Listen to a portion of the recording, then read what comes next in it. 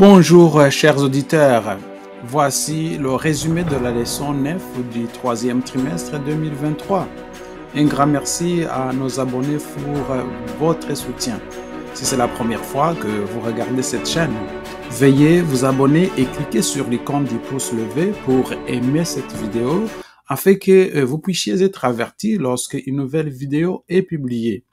Le sujet de cette leçon, c'est une vie de sagesse. Une vie de sagesse. Nous allons prier. Seigneur notre Père qui es aux cieux, merci pour cette leçon. Aide-nous à la comprendre et à la mettre en pratique. Nous t'avons prié au nom de Jésus. Amen. Amen. L'autre texte clé se trouve dans Éphésiens chapitre 5, versets 15 à 17.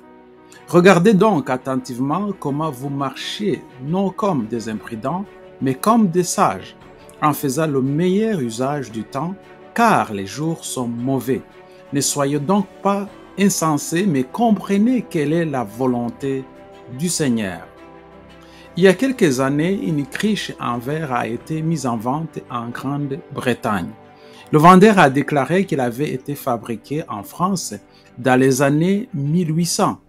Le vendeur est proposé de vendre la cruche pour environ $200.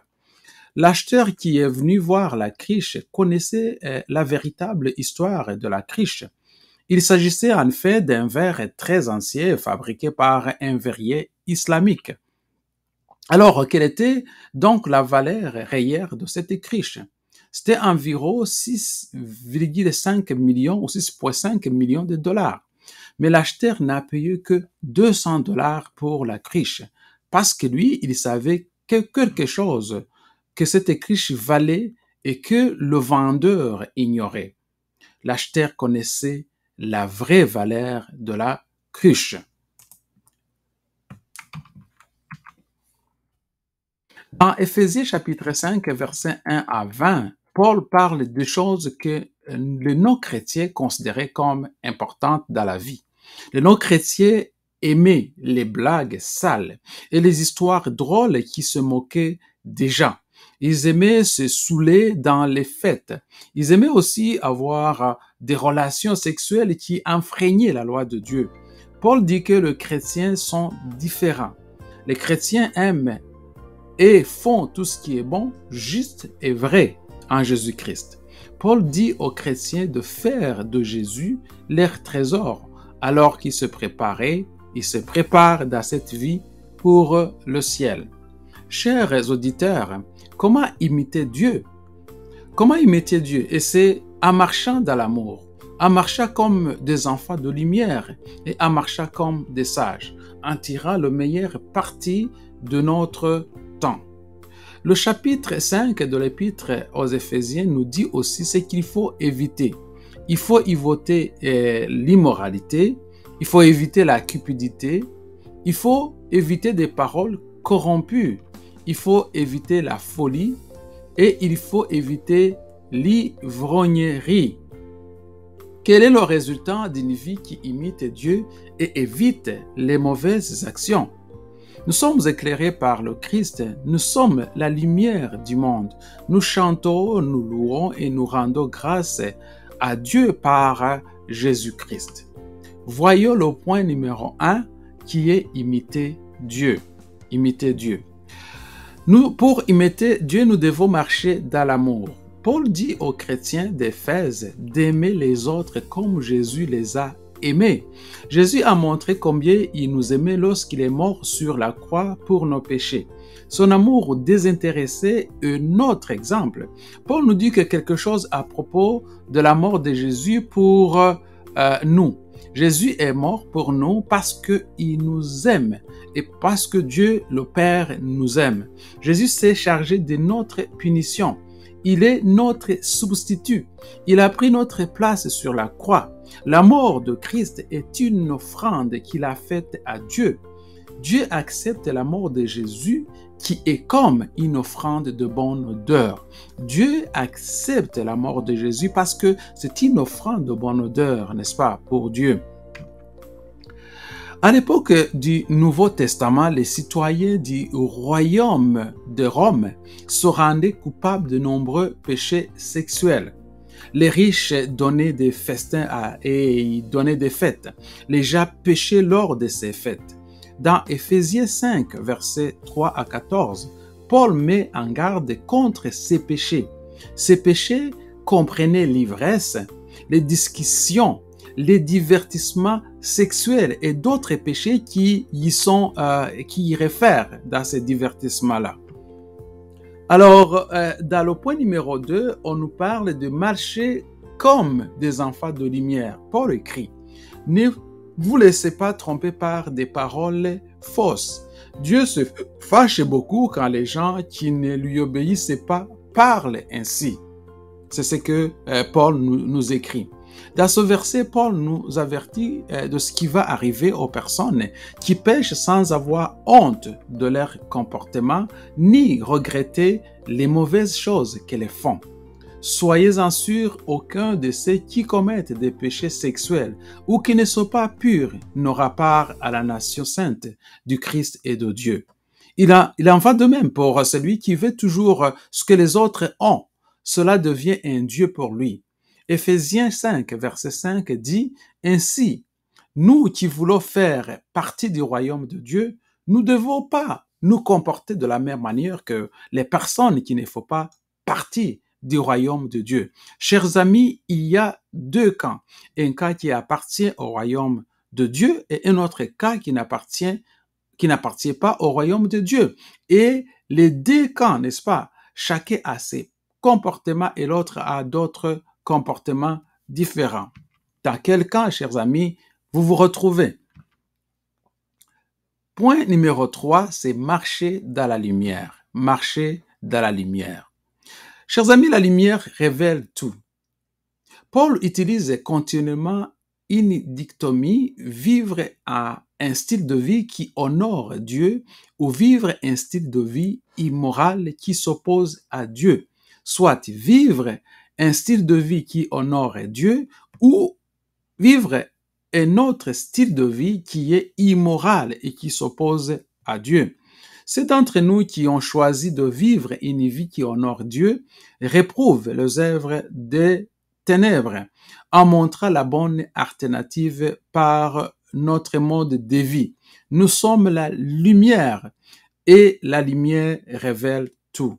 Nous sommes la lumière et la lumière révèle tout. Paul considère le chrétien qui participe aux œuvres infructueuses des ténèbres comme endormi, comme quelqu'un qui dort. C'est pourquoi, reprenant les paroles d'un hymne, il les appelle à se réveiller et à se lever d'entre les morts. Ce faisant, ils refléteront également la lumière du Christ dans un monde de ténèbres. Point numéro 4, éclairé par le Christ. À ceux qui sont éveillés, Paul dit, le Christ brillera sur vous. Le Christ va briller sur vous. Que se passe-t-il donc lorsque le Christ nous éclaire? Okay? Il explique en utilisant une structure comme un sandwich ou avec une exhortation au milieu. Il dit, ne marchez pas comme des fous, plutôt marchez comme des sages. Ça, c'est au verset 15. Au verset 17, il dit, ne soyez pas imprudents et comprenez la volonté du Seigneur. Ne soyez pas imprudents, mais plutôt comprenez quelle est la volonté du Seigneur. Remarquez que pour être sage, nous devons comprendre la volonté de Dieu. Pour être sage, nous devons comprendre la volonté de Dieu. On le voit en Proverbes chapitre 9, verset 10. Chers auditeurs, l'exhortation que Paul inclut au milieu nous dit comment nous devrions vivre si nous marchons avec sagesse dans ces jours mauvais. Dans ce cas, le grec original nous aide à mieux comprendre le sens de l'exhortation. Ce grec original vient du mot exagorazo, qui signifie racheter ou tirer le meilleur parti. Il était utilisé pour les bonnes affaires proposées sur le marché. Alors, il y avait un autre mot qui s'appelle kairos, qui signifie temps ou moment. Il indique le moment opportun pour faire quelque chose. En attendant la venue du Christ, les croyants vivent dans les temps difficiles. Nous devons être attentifs à la manière dont nous utilisons le temps qui nous reste. Comme des chasseurs de bonnes affaires pendant les sordes, nous devons saisir rapidement ce que Dieu nous offre en Christ. Comme ces chasseurs des aubaines, n'est-ce pas? Et ils prennent des bonnes affaires, nous aussi, nous devons saisir rapidement ce que Dieu nous offre en Jésus-Christ. Point numéro 5, qui est le dernier point, c'est louer dans l'esprit. Louer dans l'esprit. Nous allons voir les psaumes et les chants spirituels. Nous devons louer par des psaumes, des hymnes et des chants spirituels. Une fois de plus, Paul représente deux pensées opposées. Première pensée, c'est remplir notre esprit d'alcool ou le remplir, et notre c'est de le remplir du Saint-Esprit. Comme l'indique la Bible, l'alcool obscurcit notre esprit. Sous l'influence de l'ivresse, nous sommes facilement conduits à la fornication. Nous sommes conduits à l'impureté et au langage grossier. En revanche, lorsque notre esprit est rempli du Saint-Esprit, nous partageons des psaumes, nous partageons des hymnes, nous partageons des chants spirituels avec nos frères et nos sœurs. Nous chantons et nous louons Dieu et remplis de l'Esprit, nous rendons grâce au Père au nom du Fils. Remplis de l'Esprit, nous rendons grâce au Père et au Fils. Lorsque les membres de l'Église chantent, c'est comme s'ils se parlaient.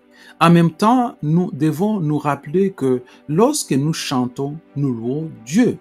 Dans le cadre de notre culte, nous rendons grâce à Dieu et nous le louons par des chants. Nous offrons nos chants à nos louanges à Dieu, le Père, au nom de Jésus-Christ. C'est pourquoi Paul dit, encouragez-vous les uns les autres par des psaumes, par des hymnes et des cantiques spirituels.